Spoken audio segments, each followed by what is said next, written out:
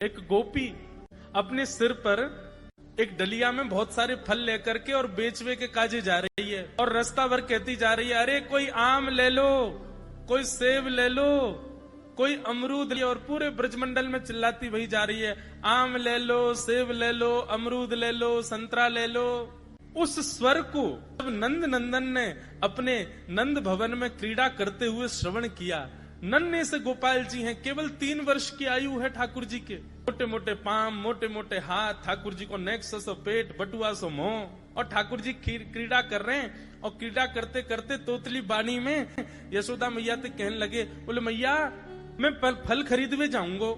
मैया बोली, लाला ऐसे ना मिलो करें, फल बेचवे वाले को कछु देनो पड़े, तेरे पास तो कछु है ना है, तू कमावे धमावे तो है ना है, इतना बड़ो है गो, अब वो घर में बैठो रे। 3 वर्ष के ठाकुर जी बस। ठाकुर जी बोले, मैया जे नंद भवन कौन को है? बोले तेरो है। लाख गैया कौन की है? बोले जेऊ तेरी है। और ये नंद बाबा कौन को है? बोले येऊ तेरो। और मैया तू कौन की है? बोले मैं भी तेरी हूँ। मैं इतनी सबरी संपत्ति को मालिक हूँ, तू यूं कैसे कह रही है? मैं कछु कमाऊं धमाऊं ना, ये सबरो मेरो ही है मैया। और मैया देख, आज मैं तेरे सामने फल खरीद के लाऊंगा। बोली जा, मैं भी तो देखूं कैसे जाएगा। सो ठाकुर जी फल खरीदने के लिए जा रहे हैं नन्हे से ठाकुर जी। तो कहाँ लेके जा रहे हैं? बोले जल्दी से जहां पर सारे सामग्रियां रखी जाती हैं, ऐसे सामग्री गृह में गए और वहां से 2 मुट्ठी गेहूं अपने हाथ में भर के, और नन्हे से 3 वर्ष के ठाकुर जी इतने इतने से हाथ ऐसे अंजलि में गेहूं भर के, और ठाकुर जी अपनी मटकीली सी चाल बाकी अदा से उछलते कूदते भये और फल बेचे वारी के पास फल लेवे जा रहे हैं। यशोदा मैया एक झांक करके एक तरफ से ठाकुर जी की इस लीला को देख रही है। अब कूदते भये ठाकुर जी जा रहे हैं। जितने गेहूं लिए, कितने गेहूं आए होंगे ठाकुर जी के हाथ में? ज्यादा से ज्यादा आए होंगे 25-30। और वो यूं उछलते उछलते गए, सबरे गिर गए। अरे कोई आम ले लो, सेब ले लो, अमरूद ले लो, कहती हुई जैसे ही जा रही थी, तभी उसकी दृष्टि पड़ी एक गली में, और वो गली जा रही थी नंद भवन की ओर। नंद भवन से नन्हे से बालक, नन्हे से सांवरे सलोने ठाकुर जी, छोटी सी धोती पहनी है, हाथन में पद्म राग के कड़ूला पहने हैं, गले में कौस्तुभ मणि पहनी है, सुंदर घुंघराले केशन को गूंथ करके यशोदा मैया ने ऊपर सुंदर मोतीन से लड़ बांध करके वहां में एक मोर पीछ लगायो भयो है।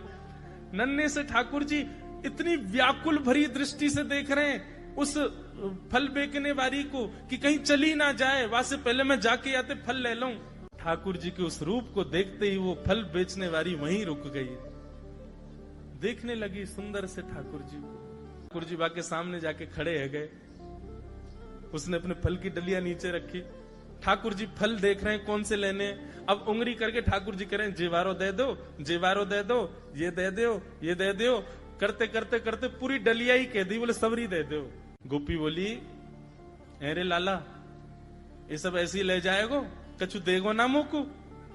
अरे ऐसे ना मिलो करे, कछु देनो पड़े, चल कछु दे मुकू तभी मिलेगी। ठाकुर जी बोले, तो फिर रोकाई क्यों रही है? मैं ऐसे थोड़ी लेके जाऊंगा, नंद बाबा को ला लाऊं, मेरी सभी संपत्ति है, मैं अपनी संपत्ति में से कछु हिस्सा तो को दूंगा तब पल लेके जाऊंगा। अच्छा दियो, कहा देगो संपत्ति में? तो जितने गेहूं ठाकुर जी भर के लाए, वहां में से केवल एक बचो ठाकुर जी के हाथ में। और ठाकुर जी मुट्ठी खोल के वो एक गेहूं ले में, और बड़े संकोच वश कि अब एक ही बचो, कहा करूं, ले जी है। उस एक गेहूं के दाने को अपने हाथ में लेकर के कोमल से ठाकुर जी की उस मुखाकृति को देख करके वो फल बेचने वाली की तो सुध बुद्धि चली गई। ठाकुर जी बोली, अरे नजर लगावेगी मुकू, चल जल्दी फल दे दे। बोले फल दे तो दूं, लेके कैसे जाओगे? 4 आम के बराबर के तो तुम स्वयं हो, एक आम के ऊपर एक ऐसे 4 खड़े कर दूं तो इतने बड़े तो तुम खुद ही हो, कैसे लेके जाओगे? ठाकुर जी बोले बड़ी चिंता। तभी गोपी ने की, अच्छा आओ मैं दूं। ठाकुर जी को हाथ पकड़ करके उनकी कारी कमरी खोली, उनकी पीताम्बरी ने ढीली करी, और ठाकुर जी के कछु फल तो कमरिया में बांध दिए, कछु पामन में बांध दिए, कछु हाथन में बाजूबंद बना के बांध दिए, कछु गरे में लटकाए दिए। ऐसे कपड़ान में फल भर भर के ठाकुर जी के पूरे अंग में फल लटका दिए। अब ठाकुर जी को पेट तो है गयो ऐसो, यहाँ ते कमर निकल रही है, पीछे ते निकल रहा है, पीछे बस्ता की तरह वहां में कपड़ा में फल बंधे भये हैं, हाथन में बाजूबंद में भी केला आदि आदि सब बंधे भये हैं। और ऐसे ठाकुर जी मटकते भये, उछलते भये, और बड़ो श्रम है रोए, उठा नहीं पा रहे पाम को, इतना भारी है गयो पाम।